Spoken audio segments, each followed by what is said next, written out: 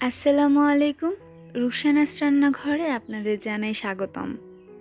আজকে আলুর পরোটার রেসিপি শেয়ার করব আপনাদের সাথে একটু ভিন্নভাবে। তো চলুন কিভাবে বানাবো দেখে নেওয়া যাক। প্রথমেই আমাদের ময়দা মেখে নিতে হবে। তার জন্য বড় মেজারমেন্ট কাপের 2 কাপ ময়দা নিয়ে নিয়েছি।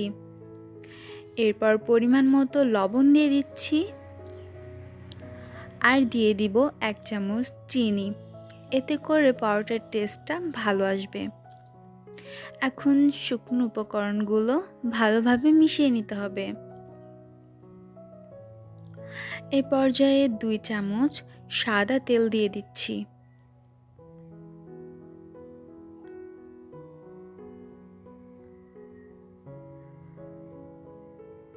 এখন ময়দার সাথে তেলটা ভালো মতো মিশিয়ে নিতে হবে। ময়দাটা যত ভালো মতো মাখা হবে পরোটাটা কিন্তু ততই সফট হবে। এর জন্য ভালো করে মেখে নিতে হবে। দেখুন আমাদের ময়দাটা ভালো মতো মাখানো হয়ে গেছে। এই পর্যায়ে কুসুম গরম পানি দিয়ে ডো তৈরি করে নিতে হবে।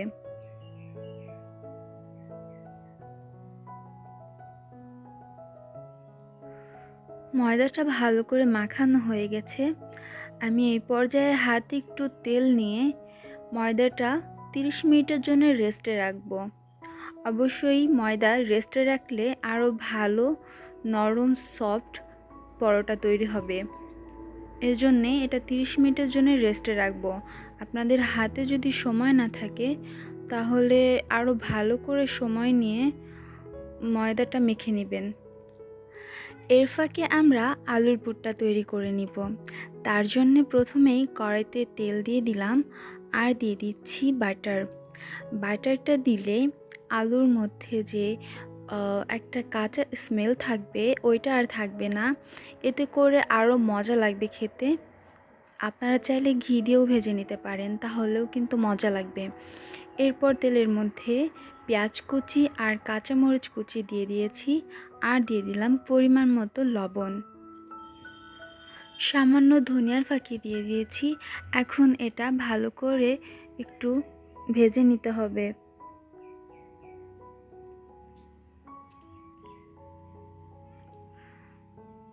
এই পর্যায়ে সেদ্ধ করে রাখা আলুটা দিয়ে দিব।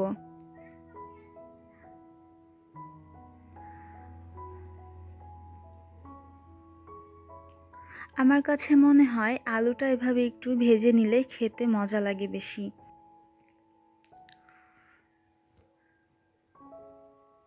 এই পর্যায়ে দিয়ে দিচ্ছি ম্যাজিক মশলা। আপনারা চাইলে এখানে চাট মশলাও ব্যবহার করতে পারেন, তবে আমি ম্যাজিক মশলাটা ব্যবহার করেছি। এই পর্যায়ে আবার একটু বাটার দিয়ে হলুদের গুঁড়া আর মরিচের গুঁড়া দিয়ে দিচ্ছি। এটাও ভালো করে মাখিয়ে নিতে হবে। হয়ে গেছে, এবার নামিয়ে নিতে হবে। এবার এই আলুর পুরের টেস্টটা আরও বাড়ানোর জন্যে সিদ্ধ করে রাখা ডিম গ্রেট করে দিচ্ছি। আমি 2টা ডিম ইউজ করেছি।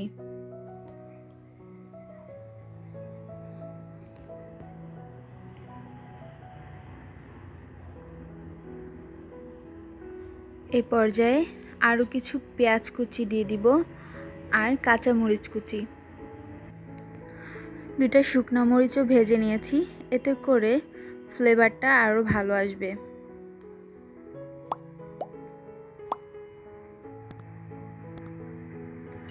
দিয়ে দিব ধনিয়া পাতা কুচি। ধনিয়া পাতা যাদের ভালো না লাগে তারা নাও দিতে পারেন, কিন্তু আমার কাছে ভালো লাগে। পরিমাণ মতো লবণ দিয়ে দিলাম। এখন এগুলো ভালো করে মেখে নিব। মাখানো হয়ে গেছে, দেখুন কতটা সুন্দর লাগছে। এখন আমরা আবার ডোর কাছে ফিরে আসলাম। দেখুন রেস্টে রাখার পর কিন্তু অনেকটা মসৃণ দেখাচ্ছে। এখন আবার একটু মথে নিব ভালো করে। এরপর লেচি কেটে নিতে হবে আর এভাবে গোল করে বড় করে বেলে নিতে হবে রুটির শেপে।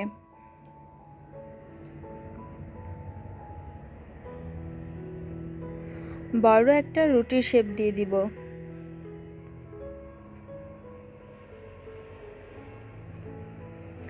হয়ে গেছে। এরপর এর মধ্যে রেডি করে রাখা পুরটা আস্তে আস্তে বসিয়ে দিতে হবে। এভাবে চৌকোনা শেপ করে পুরটা বসিয়ে দিয়েছি।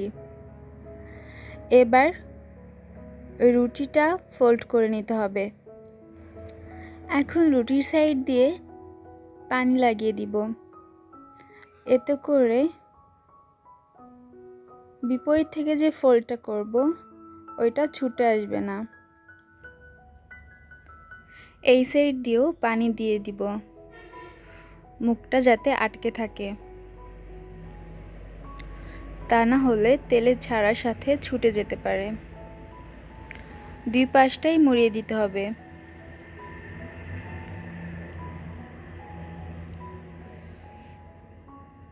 হয়ে গেছে। এখন শুধু এটা ভেজে নিতে হবে। দেখুন, এভাবে সবগুলো বানিয়ে নিতে হবে।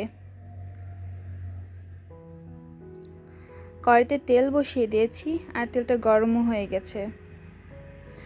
এ পর্যায়ে তেলের মধ্যে দিয়ে দিব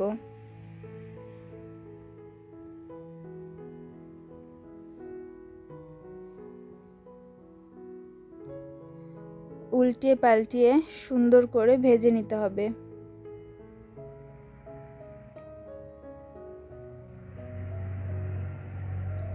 দেখুন, ভাজা কিন্তু হয়ে গেছে। এখন তুলে নিব।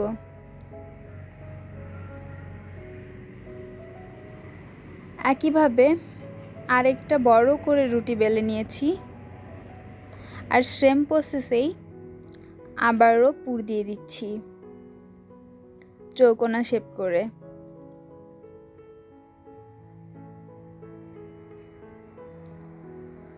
এখন রুটিটা ভাঁজ করে দিব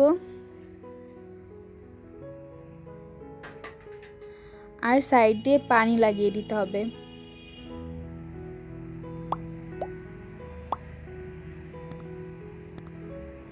এই পাশটাও পানি দিয়ে মুড়িয়ে নিব।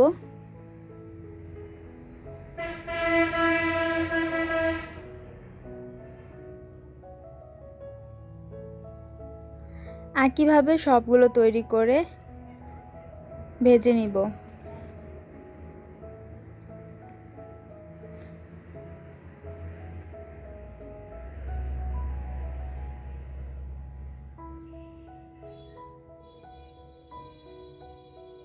ও পিঠটা একটু লালচে হয়ে আসলে আবার উল্টিয়ে দিতে হবে।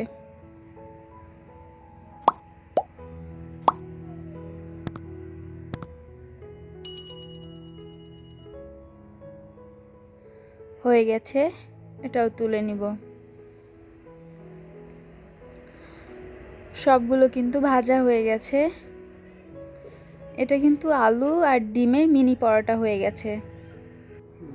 সকালে এভাবে পরোটা বানিয়ে নিলে আর কিছুর প্রয়োজন নেই। ঘরে থাকা কিছু উপকরণ দিয়েই ঝটপট বানিয়ে নেওয়া যায়। একটা কেটে দেখা যাক ভিতরে কেমন হয়েছে। এমন মজাদার নাস্তা তৈরি করে দিলে কিন্তু বাসার সবাই অনেক খুশি হবে। বাচ্চা থেকে শুরু করে বড়রা সবাই এটা অনেক মজা করে খাবে।